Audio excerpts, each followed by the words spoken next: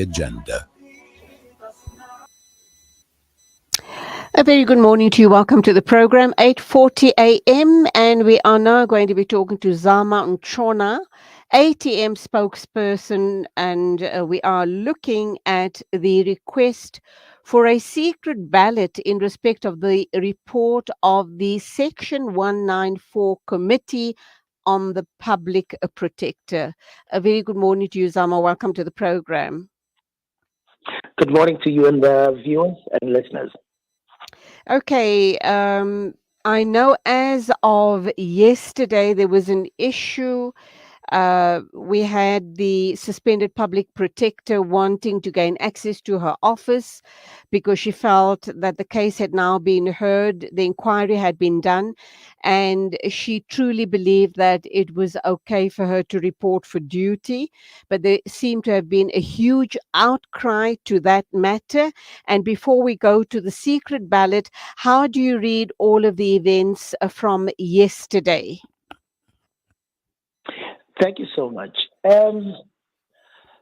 This matter, it is an inquiry, and not until Parliament and the President make a final determination. Remember, there's a recommendation by committee, and we are yet to make a final determination on the matter. So I see how the public protector would be of the impression that now that the inquiry is over and there has not been a final determination by a body of Parliament and the President, she is now free to go back to work. How would someone in her position, she's an advocate, an attorney by profession, a qualified one at that, having held a very high office as the public protector, having misread the situation and, created this situation, which I should imagine was embarrassing for both herself and, the government, so to speak. What was the reason of her staying away? It was to allow for the process to be finalized. Yeah. Now, the process has been finalized, and there is no final letter that has been given to her. So, what would be the reason of her staying away? I guess that's the all important question, isn't it? Yes, most definitely. So I understand where she's coming from, because the issue was we do not want you to interfere with anything whilst the process is still ongoing. Now the process has been finalized, and there is no determination yet, and there is no communication also of what should actually be the next step. So What I is understand where she's what coming is your sense of what the next step should have been? And as I speak with you this morning, because there's been lots of pros and cons to her situation yesterday, there were those members of the public who believed that she has the right to have reported for duty, and there are others who are suggesting she should wait for the findings of the inquiry to then have gone back to office, or if the findings were that she is, she's been suspended, or whatever the findings were, she should really wait for the findings before making herself available to report back on duty. Your sense, what do you truly believe should be the right thing under the current circumstances? The public is going to be divided on the matter. There's Mm, going to be an ongoing debate because very even divided, very divided. from yes, even from inception on this matter, society has been divided. Society has been asking, on one end, that why would an individual with a case finalization that is over 95%, with two consecutive clean audits, first for the office since establishment in 25 years, be the one who's subjected to a fitness to hold office? Whilst the others were saying the 7 cases out of 56,000 were enough to actually remove her. So I'm not surprised that where we are right now, the debate carries on or continues to be there because, in the first place, as we think, as the African Transformation Movement, there was no need for this to start with, because you can't say an individual who has lost 7 cases out of 56,000, and you say that individual is the one who must be subjected to a fitness to hold office, whilst you have unemployment rate and the president is not saying and is not accounting for it. You have municipalities that barely give you 30% of service delivery or even clean audits, and nobody is standing for fitness to hold office.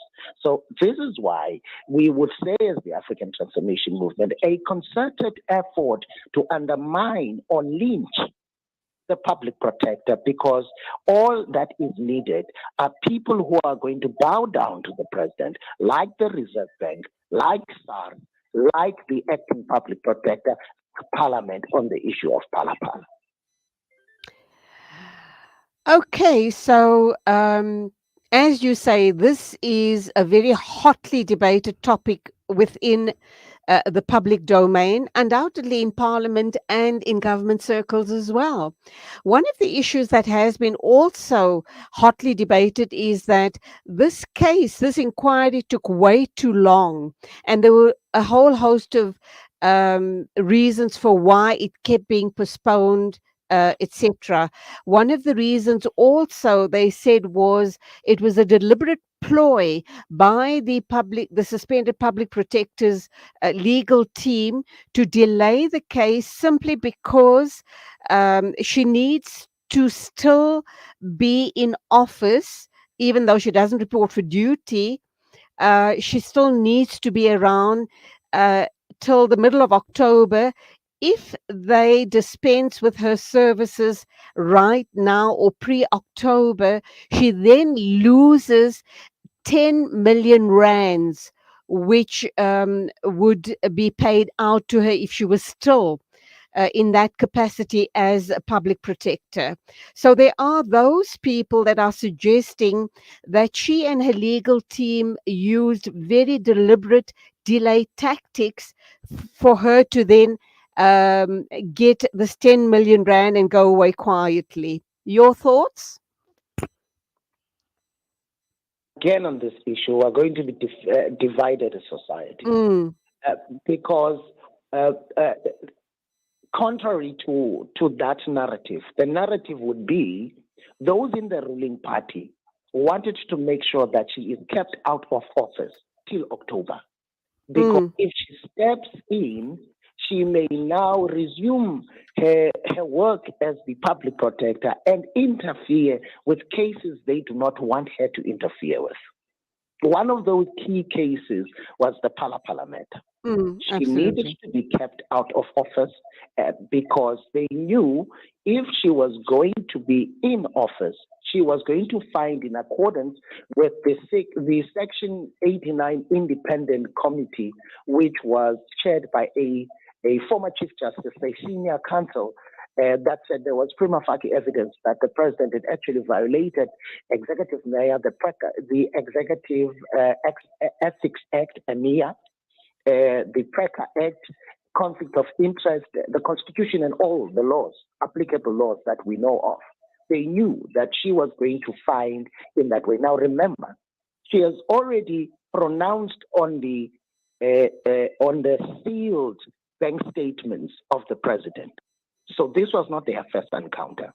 Remember also that the leaked audio, which Mr. Dirks was actually suspended for, when he asked that the president must appear before Scopa, the public protector had already investigated that, amongst many things.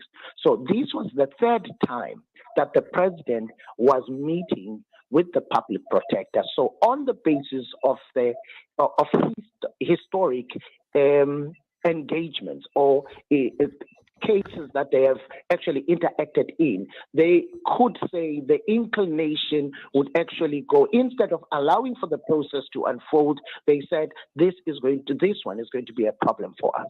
So society is going to be divided on this matter, because society, some of us are holding a strong view that the ruling party was running down the clock. so that the time expires.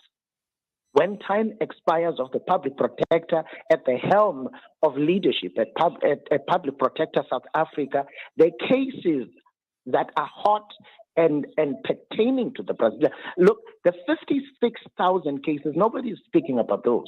It's only Mm. these 7 cases, and those 7 cases, the majority of them, or a sizable number of them, are including the president and those closest to the president.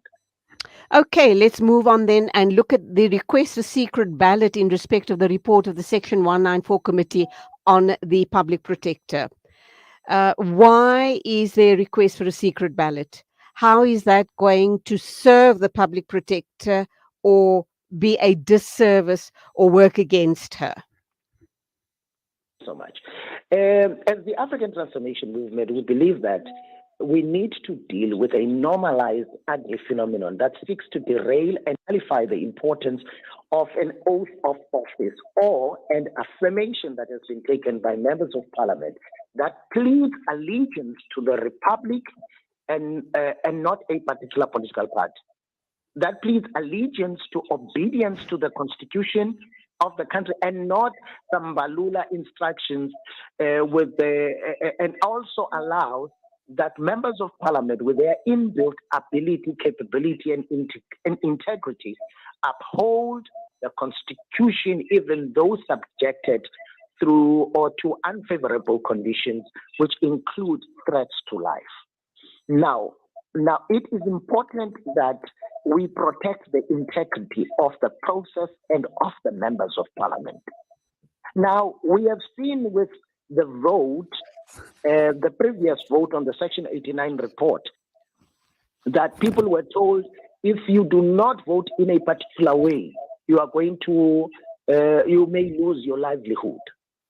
Sure. There are people in parliament who received SMSs that said, if you vote with the ATM on this matter, it will be your last day on earth. And cases have been opened with the police because you remember President Zungula got a death threat. President Nyonzo of the PAC got a death threat. President Holomisa of the UDM also got death threat. Now, the volatility of the environment does not allow them for members of parliament to exercise their duty and actually remain true to their oath of office, which prioritizes the people of this country and the constitution. Already, okay. When Mr. Mbalula was when Mr. Mbalula was speaking at the Western Cape conference, he already pronounced what the verdict of this particular undertaking is going to be, therefore directing members of ANC how to vote. All right. What the public protector did indicate in a press briefing yesterday when she was outside of her offices is that if the inquiry, the findings of the inquiry is against her, she's not going to leave the matter and walk away quietly. She will then rely on overseas. She will go to, the highest possible places to assist her in redeeming her reputation and herself and possibly her position as well. And she alluded to going abroad or getting resources from abroad to help her take on this case in the biggest way possible.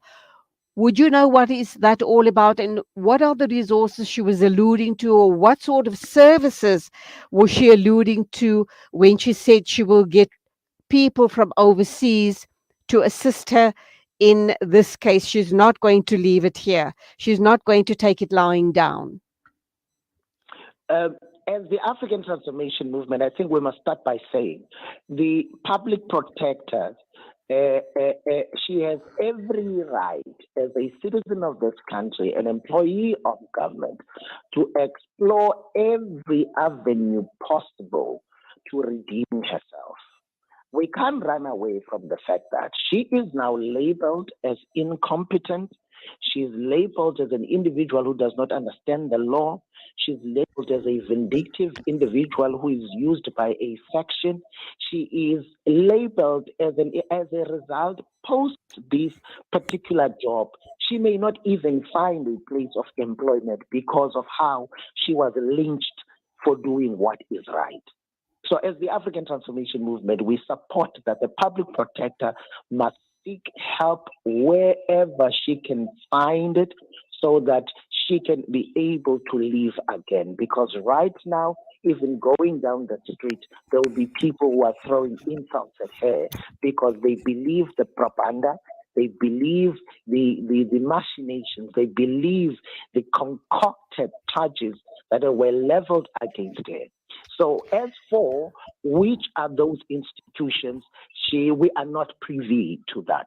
But we know that it is important that she must clear her name, and we have been by her side through this because we have seen how the institution, the sixth administration under the leadership of President Ramaphosa, has been doing nothing but showing signs of parading, degrading, lynching a black, educated, competent woman only to save a man at the helm of leadership. My final question to you then, Zama, regarding assistance that she would seek from international courts, perhaps, because that's how I'm reading this. Um, is there an avenue for her to go that route, and will that not be against our South African constitution for her to get legal support and to fight a matter that is South African based from legal experts from abroad, some sort of international court? South Africa is a signatory to a number of treaties around the world. This is why you see from time to time there is intervention by the ICC and all other bodies that are of a global stage. So it wouldn't be a peculiar undertaking that you find only in South Africa, where you have seen the intervention of the international community. When the liberation movements of South Africa went around the world mobilizing against apartheid, it was a necessary undertaking, and today we are happy they did, even though it went against the law, the statutes of the time. So I don't think that she must be afraid of that. She must go. South Africa is a signatory of international treaties, and if there is a violation against one, there are concocted charges. There is a way to that seeks to derail. In fact, that even suggests that there is a capture of the state where the judiciary, where the executive, where parliament are in a concerted effort to undermine the rights of an individual. That individual has a right to go to the international courts and say, there is a concerted effort that seeks to undermine me. I want to stand and claim my rights. Zama Ntshona, ATM spokesperson, talking in support of the suspended public protector, the inquiry, where the final report has not yet been determined or disclosed. I guess it's going to be a few more days or weeks before we get to hear what was the outcome of that inquiry. And it is a story that we will be following very closely. Thank you indeed for your time and your insights. God bless. Take care. Thank you so much to you and the viewers and listeners. It is exactly 8:59 news and views on Salam Media. We will be joined by our correspondent Zai Jadwid with the bulletin on the top of the hour.